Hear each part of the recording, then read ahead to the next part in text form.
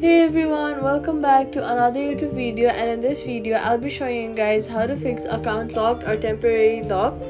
If Chase locked your account, don't keep trying, it makes matters worse. Do this instead. First of all, open the Chase mobile app and then tap forgot your username or password. Then reset your password.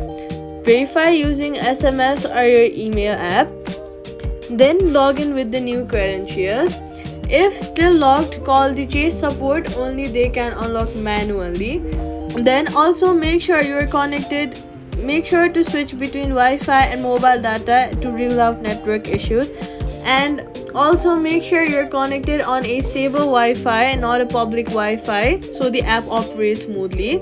Then tip: multiple failed attempts in a short time trigger the lock. Slow down between tries, and that's it. Subscribe for more quick fixes.